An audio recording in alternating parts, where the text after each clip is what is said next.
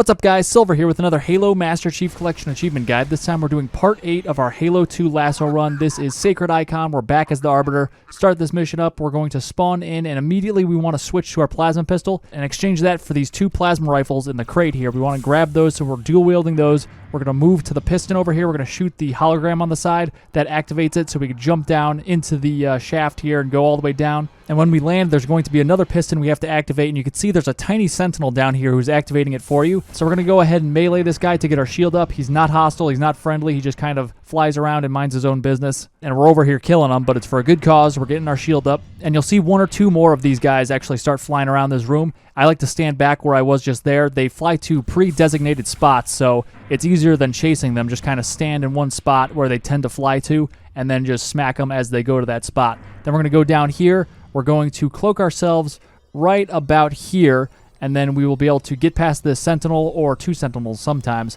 and we'll be able to, most of the time, get past here without taking too much damage. I got some bad RNG there, so they noticed me a little more than they usually do. I'm going to cloak myself right behind this thing as well. Once I get my camo back, you could tell when you get it back because there's a sound effect that plays, so keep your ears open for that so you know when you have the capability to cloak yourself again. We're going to move down here, and we're going to go to the right once we get to the end of this bridge. You can go to the left or the right. The piston we want to activate is on the right, so we're going to go this way. And we're going to save our cloak for right about here. And again, I got hit. I'm getting bad RNG, but normally you cloak yourself right about there where I mentioned, and you'll be able to get into here mostly unscathed. So we're going to go down here now. And this section is very easy to run through. Usually there's not even a sentinel that spawns by the time you're through this section, so we could safely get through here at least, even with our bad RNG. So we're going to make it to here, shoot this hologram a little bit, and we're going to go down here now, and we're going to shoot these pistons from as far back as we can. Just start in on them as soon as possible on the right, and then I like to go to the left, and then I like to turn to the left, and just make sure you're kind of circling the platform there so you're avoiding the shots from that enforcer, the big giant sentinel thing. And then we're going to go down to the lower level for the final one right there. I like to throw my plasma rifle over there, my spare one, and then I like to move up. I'm going to cloak myself as I get onto this ramp, and then I'm going to go activate this console, and then I'm going to go back down the way I came, and now we are good to go. So I like to wait for the explosion. There's a big explosion that takes out all the sentinels and the one enforcer up there, and then as soon as that happens, I like to jump up here and let the gondola fall down. I'm looking for a sentinel beam. I want to make sure I get one. Usually there's a sentinel beam that breaks off of one of the sentinels and lands on the gondola, so you could use that one, but sometimes, rarely, none will land on the gondola. So I just want to make sure I have one to use for the next part. So I see one's down here. I'm going to jump down with it. And I'm going to juggle my plasma rifle over to the other one so I could grab those 2 plasma rifles once I'm done with the sentinel beam. So at this point I have a full carbine, which I haven't used yet, and I have a sentinel beam, which actually has 100 charge, even though it came from a sentinel that we destroyed. And Famine's on. For some reason, it still gives you 100 charge for the sentinel beam, so that's nice at least. We're going to go to the back of the gondola here, and we're just going to wait as we go across the gap here on the gondola. A nice, easy ride. But what we want to do is kill the enforcer up ahead as fast as possible as soon as these doors open up, because killing that enforcer actually triggers the door to open up to let you go to the next part of the mission. So once we kill this enforcer, you can see he's shooting at our Phantom right now. We're going to be able to move to the next section. So you can see he's going to be either facing us directly, so we can't really get a good shot on him right away. Sometimes he kind of strafes to the side so you could get a shot on him. And then when you do that, the Phantom actually chips in a little bit because you reveal him, you kind of disable his camouflage. But you want to aim for his little pincers. You can see I just blew the one off on his left. Now I'm shooting the one on the right here. And you want to aim for the kind of glowing point on them. That's the weak spot. So you can see when you get close, you want to start sticking them. If he had his pincers still, I would be aiming for those.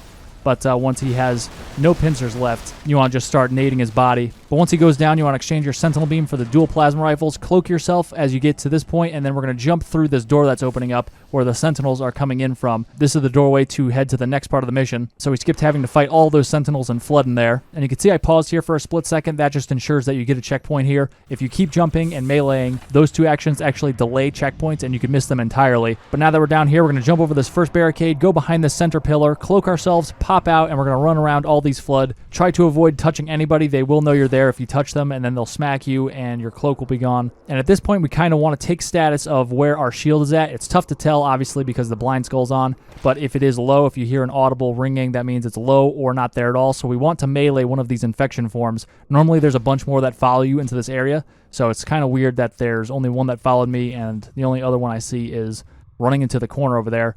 Tried to get his attention with the plasma rifle, but it's not working.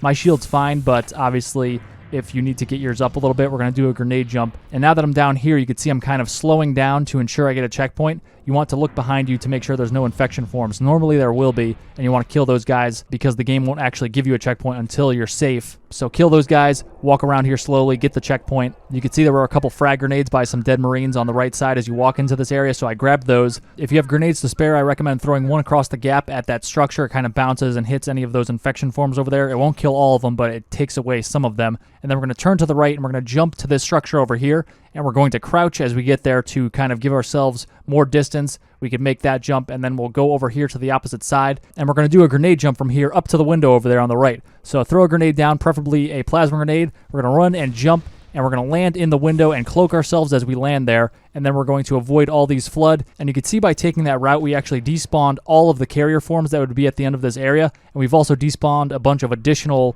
combat forms over here as well. Grab those 2 frag grenades in the middle of the room as we make our way to this piston, activate this piston, and drop down. The plasma grenade jump we did, you could actually do that with a frag as well. It's just easier with the plasma since it doesn't bounce as much. We're going to grab the BR right here, so we have a BR and a carbine. We're going to cloak ourselves right here, and then we're going to keep following this path. Pretty easy to do. And then grab these frags as well on the ground, and we're going to move over. Don't go over here to the right. That's a dumb thing that I did. You want to move over to the left over by this piston, and we could wrap up around behind this. More grenades back here. You could grab those. To conserve ammo, I switched to the pistol that was on the ground here and use this to open the piston, and then switch back to my BR real quick. You don't have to do that. You could just go up to the hologram and melee it 4 times. I don't know why I did that. It was just a dumb improv thing I thought might be intelligent. It wasn't. But now we're in possibly the most difficult part of the mission here. There's a bunch of flood combat forms in this room here, and we're going to basically lead them into the room that we spawned in from. Or we didn't spawn in, but we dropped into this area where I am right now. We're basically going to have all of the enemies run at us, and we're going to shoot them with our BR and carbine. And it's fairly easy to headshot these guys, quote unquote. You don't want to aim for their head, which is kind of flopping around. You want to aim for kind of their collarbone area, kind of the top right of their chest, where their heart would be, because that's where an infection form is popping out. So that's kind of their life force. You just destroy that, and then they're done for, and it counts as a headshot for whatever reason. So I'm going to basically harvest their bodies like they do. I'm going to pull a flood on the flood. I'm going to take their bodies and use them for sustenance. So I'm going to basically, whenever I kill them and I need shield, I'm going to just smack them into the back corner here where it's nice and safe for me. And my nice little hive I've created for myself, a flood corpse nest, if you will. I'm basically becoming the grave mind at this point. But there's more BR ammo on my left, so grab that. There's a dead Marine hanging out with the BR there, so grab that. You definitely want as much ammo as possible here. And you might get more ammo from the flood as they run at you. They might bring you a BR or another carbine that you could use for ammo. So you can see it's very difficult to see in this room. It's very misty and floody, very sporish. So it's tougher to see the enemies themselves with the new graphics, but it's easier to see the room itself and look around the room on the new graphics. So kind of a trade-off, whichever graphics you're going to use. So we're going to go and do what we've been doing. Slowly and surely work your way up the right side. Be aware that enemies could come from the other side of the room. As you move up the right, they could come across a couple bridges that kind of connects the right side with the left side. And I'm going to bring these guys to my little lair over here. Since I have no shield, I'm going to upgrade to having double overshield. So I have these 2 guys, and I have 1 guy already back here waiting to get bashed to death for health here. So this takes a while. So whenever I do this, you can see I'm going to skip ahead. So I think to kill all 3 of these guys takes like 2 or 3 minutes. So it takes a while. So I skipped ahead. Now we got full double overshield. We're more confident than ever.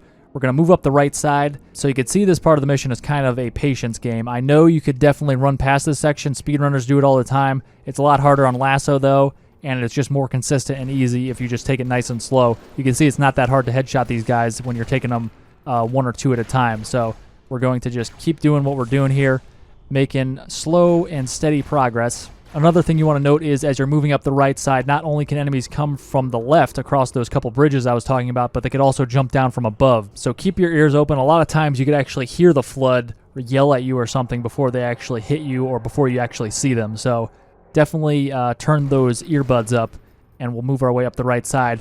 At a certain point, you want to just kind of book it. Once you're content that you've killed enough enemies and you're comfortable, you can see there's a couple left, but I just cloaked myself right there, and I'm going to book it towards the other end of this bridge here. I'm going to throw a frag grenade down here. You can see they're chasing me, so I'm just throwing that frag, not to kill them, but just kind of disrupt them. And we're just going to follow this path. You can see there were a couple carrier forms on either side, so you want to kind of take that path I did so the carrier forms can't really collapse on your position. And as you get to this point and go across this bridge, there's going to be a sentinel that's scripted to fly down in front of you. You could back smack him for shields normally. I don't know how I didn't do it.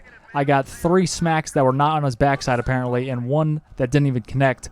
But that was just bad luck, I guess. That wasn't even bad RNG. That was just bad on my part, I guess. Back smack him. Get your shield back. You can see in this corner is a sentinel beam, so exchange your BR for that sentinel beam. Activate the piston here and fall down. There's going to be some infection forms that possibly chase you down here. You could take this opportunity to get some shield back.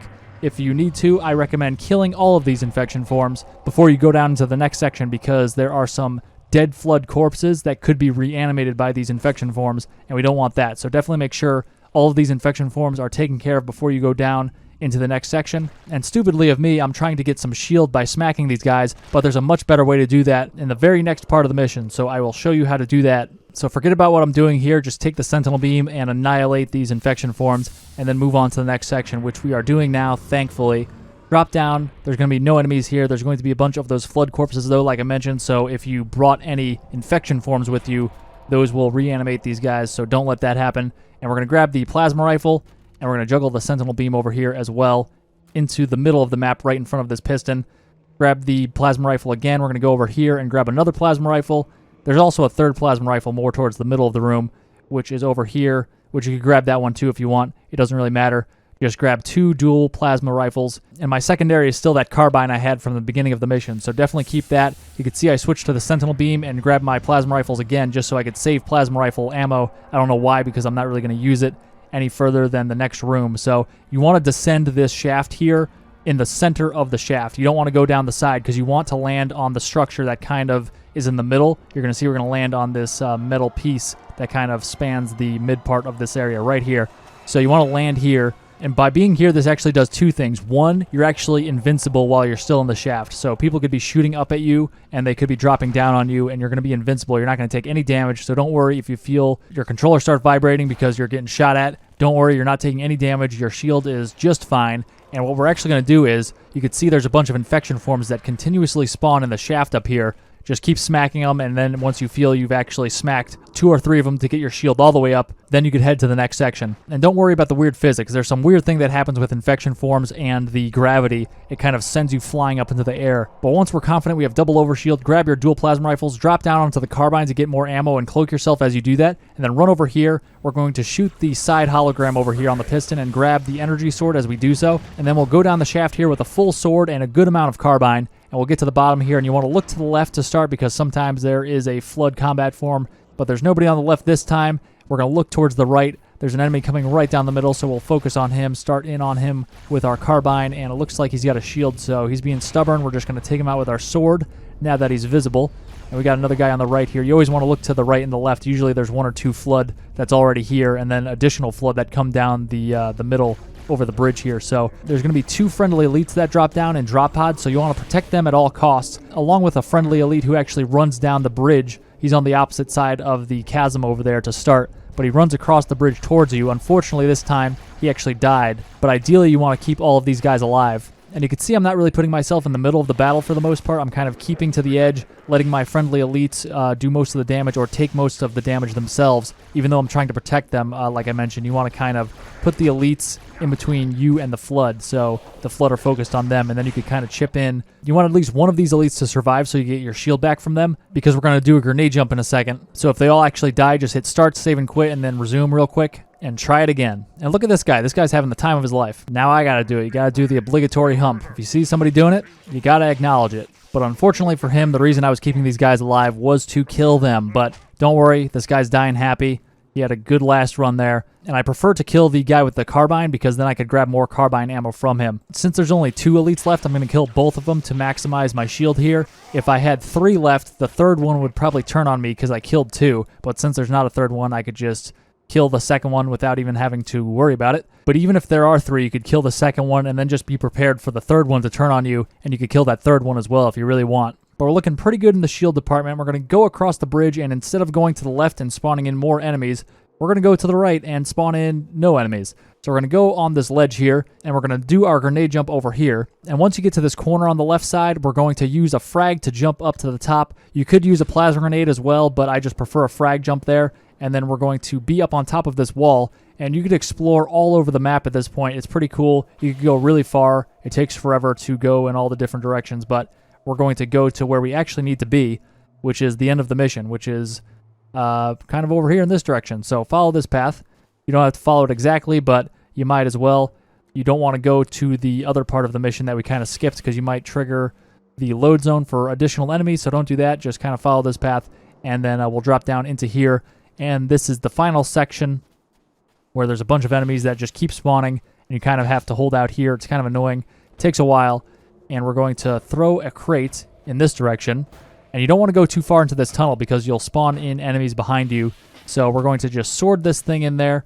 You can see there's like 2 ribs, kind of 2 structures in that tunnel there. So don't go past those or you will spawn in enemies. So we're just going to chuck one of the crates into that tunnel, and then we're going to chuck another crate into the same tunnel. So we're just going to bring this over here and just make sure you don't throw it in the hole accidentally to the right like I almost did there. There's more crates if you do that, but might as well not do that. Don't risk, throwing all the crates in there. So now that we have the 2 crates in this tunnel, we're going to jump over the first crate and be in the tunnel ourselves. We hit the load zone, so all the enemies spawned in the final section there, and there's going to be 3 elites that spawn in as well that are going to help us out. And we could see that the enemies don't chase you into the tunnel because we put a crate here, and now that I'm antagonizing them, they are kind of coming at me. So just don't do that. And this first crate we put in here that I just jumped over, that actually blocks enemies from spawning and coming into the tunnel from the other side. But you don't want to actually go back towards the beginning of this area because you will spawn in additional enemies. So don't do that. Just kind of stay to these areas that I'm going to right now. You could do this series of jumps to get back up onto the walls, and then you'll be able to kind of hang out here on top and just look on as the battle takes place. Halfjaw, the sword elite down there, is our buddy. He has infinite health, so he will be able to take out all of these enemies for you slowly over time. The 2 other elites down there, unfortunately, do not have infinite health. They're going to go down eventually, probably pretty quickly. But you could see earlier there were a couple plasma turrets down there. They are not there anymore. They've been destroyed. But if you see Halfjaw get on one of those plasma turrets, you want to get him to get off of it. You could do that by going up to it and telling him to get off, or you could actually just stick it from far away if you want to, and that would be much safer, and you could get it to blow up, and then Halfjaw will be fine because obviously he has infinite health. But definitely get him to be out on foot because he is much more effective with the sword. And speaking of health and turrets, there's 2 turrets in the previous section that we skipped, and one of them is in the load zone that triggers additional enemies, so you don't want to do that one. The one that actually spawns additional enemies is the one that's further away from this section. So if you go back into the tunnel where the 2 crates are that we put in there, you will actually come out and there will be a turret right in front of you. That is closer to this section, and that's the one you could actually use to get some shield back if you need to. So feel free to use that. Don't go to the one that's further away. That will trigger a bunch of enemies over there, and you'll have to deal with that. But you can see we're just hanging out up top here. We're just kind of monitoring the situation. Sometimes you'll have to step in because sometimes they get into positions where they don't really see each other, so they just kind of stand still. But once the first wave of enemies is taken out, you don't actually have to go down to meet him to get the dialogue to trigger the next wave of enemies. You can just stay up here and just look at him, and he'll start talking to you. But one thing you want to note is right behind me where I was standing, that's a popular spot for more enemies to spawn in, and then they jump down into that section where you're supposed to be. So that's a bad spot to hang out. You basically want to hang out on top of the tunnel that we were putting those crates in initially. That's a good spot to be, right where I am right now. But even being here, you want to keep your head on a swivel. Just kind of look around occasionally, especially when you see that there's less and less enemies that Halfjaw is fighting in there, because that means a new wave of enemies is coming up soon. So you want to kind of keep an eye out, keep looking to the left, to the right, behind you to make sure you're not getting an enemy sneaking up on you. But I skipped ahead a little earlier because it's really just us hanging out up top here with just some pointers coming your way. And eventually I'm going to skip ahead a few more times just to speed things up. I'm getting pretty good RNG. Halfjaw has been pretty busy so far, and he continues to be. A lot of times you'll find that the enemies kind of stand around and don't see Halfjaw, so they don't engage him for a while. So you could just kind of wait it out until they do see him, or you could jump in, you could throw a grenade down there to kind of disrupt things, get them to, move around a little bit. A good thing to do is also to shoot some carrier forms. You can see there's a carrier form that spawns to my left and is waddling down to the fight down there. But shooting carrier forms is good because they blow up. That causes some confusion and disruption of whatever the AI is doing down there.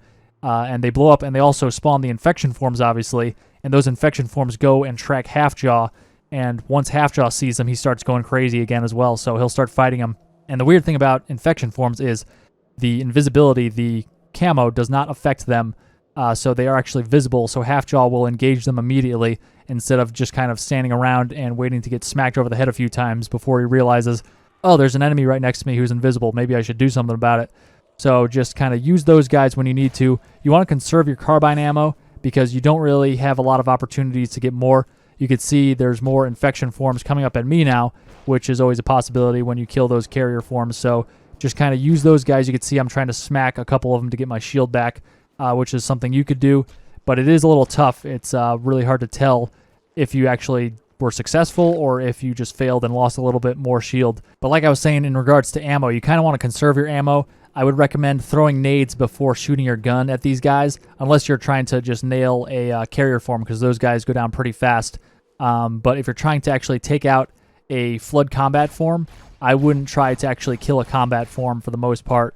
I would just rather have him be disrupted and start kind of running around the map again, and then find Halfjaw and have Halfjaw do the work, because he has infinite health and charge in his energy sword. And grenades are much easier to come by and refill than carbine ammo. But you might find some of these guys happen to have a carbine. You might see one lying on the ground in the battle in front of you. So you could always jump down, grab that ammo if you're feeling a little daring.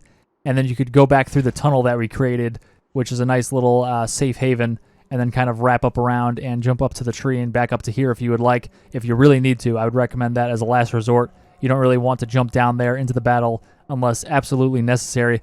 Another thing you could do is you could switch for a BR. If you find a BR down there and you're out of carbine ammo, you could grab that if you would like, but know that that won't have that much ammo because obviously the famine skull is on. But one thing I should mention for sure is the fact that sometimes Halfjaw gets thrown into one of these 4 pits. In the 4 corners of this little area, there's bottomless pits, and sometimes he gets, smacked repeatedly and then eventually thrown into the hole, and he doesn't die or anything. He just stands down there. So at that point, you just want to hit start, save, and quit, and then resume, and then you'll be started up at your last checkpoint. Unfortunately, it happens sometimes. It's totally random if it does or not, but that's why you want to keep a watchful eye on Halfjaw in case it happens to him, because then you want to hit start, save, and quit before you get a checkpoint. If you get a checkpoint after that happens, then you're just kind of out of luck. But you could see he got launched up into the air. That's another way you could lose him, because like I mentioned earlier with the infection forms and the Sputnik skull, there's some weird physics that goes on, and when he has no shield, his shield is popped, he will actually just go flying into the air when attacked by infection forms. It's kind of weird, kind of hilarious. He always comes back down, but it's whether he comes back down in the playable area or he's in a pit or he's just somewhere outside of the map and you can't find him. But you can see I stuck those carrier forms. That's a popular spot for 2 or 3 carrier forms to just stand there and not fall down into the playable area. Another likely spot if you find no additional enemies are spawning is by the pits, particularly the back left pit if I'm looking out over the battle from our vantage point on top of the tunnel. There's some wreckage over there that sometimes a flood combat form uses and kind of gets stuck on. He's just standing over there, so you might have to go over there and stick him, shoot him, dislodge him, have Halfjaw cut him in half. All the above. Just get rid of him. Sometimes he holds things up. But that's it for Sacred Icon. Kind of a long, drawn-out conclusion here at the end of Final Battle, but much easier than Regret, and the next mission, Quarantine Zone, will be much easier than this, so stick around for that one. Thanks for watching, guys. If you found that video helpful, be sure to click on the scorpion icon to subscribe and hit that bell for notifications. You could also check out some related guides by clicking on the videos on screen, and you can find links in the description for other social media links of mine. Stay tuned for more Halo guides, and I'll see you in the next one.